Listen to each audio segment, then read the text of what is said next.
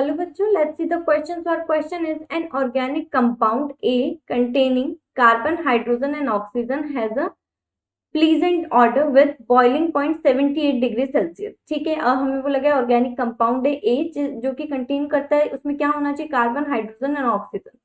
ठीक है, जब हम इसको एक तो इसका जो ऑर्डर होता है प्लीजेंट होगा और इसको बॉईल करते हैं 78 डिग्री पे। जब बॉईल करते हैं ए को किसके साथ में, कॉन्सेंट्रेटेड H2SO4 के साथ में, तो ये क्या हो जाती है, कलरलेस गैस हो जाती है, कलरलेस गैस रिलीज होती है। तो जो ऑर्गेनिक लिक्विड होगा ए वो क्या होगा, हमें वो बताना है।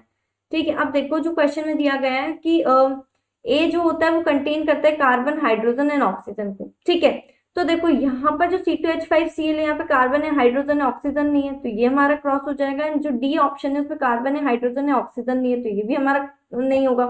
ठीक है, अब देखो आगे जो बोला गया है कि इनको हमें 78 डिग्री सेल्सियस पर क्या करना है, गर्म करना है। इसका प्लीजेंट ऑर्डर होता है। और अब देखो यहाँ पर जो हमें बोला गया H2SO4, यानी कि H2SO4 के साथ जब हम रिएक्ट करवाते हैं तो ये जो होता है ये हमारा डिहाइड्रेटिंग एजेंट होता है।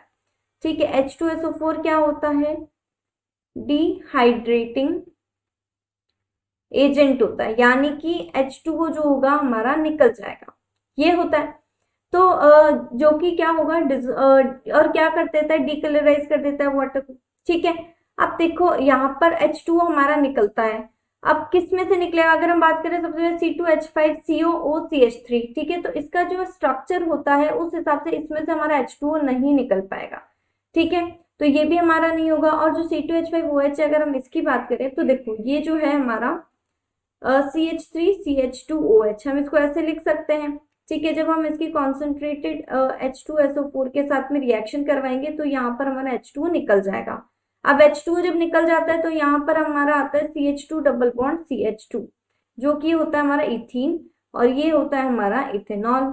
ठीक है, ये क्या होता है, इथेनॉल होता है। अब देखो इसमें बोला गया है कि जो ए होगा उसका प्लेजेंट ऑर्डर होता है। ठीक है, तो जो ये होता है CH3CH2OH, इसका ऑर्डर हमारा प्लीजेंट होता है।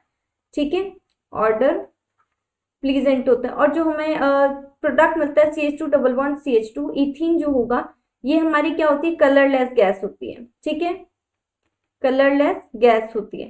ठीक है, तो इस हिसाब से अगर हम देखें तो हमारा कौन सा ऑप्शन सही होगा, सिर्फ ऑप्शन नंबर सी ही हमारा करेक्ट होगा। ए और डी तो इसलिए नहीं होंगे क्योंकि इसमें ऑक्सीजन प्रेजेंट नहीं है, जबकि इसमें बोला गया साफ साफ कार्बन, हाइड्रोजन एंड ऑक्सीजन होना चाहिए। बी जो बी होगा वो इसलिए नहीं होगा क्योंकि इसका जो स्ट्रक्चर होता है उस स्ट्रक्चर के अकॉर्डिंग उसमें से हमारा H2O जो होगा नहीं निकल पाएगा। ठीक है, यानी कि वो H2SO4 से रिएक्ट नहीं कर पाएगा इस वजह से। ठीक है, तो ऑप्शन नंबर सी हमारा करेक्ट होगा। So final answer is option number C, C2H5OH। Okay, so I hope you understand. Thank you and best of luck.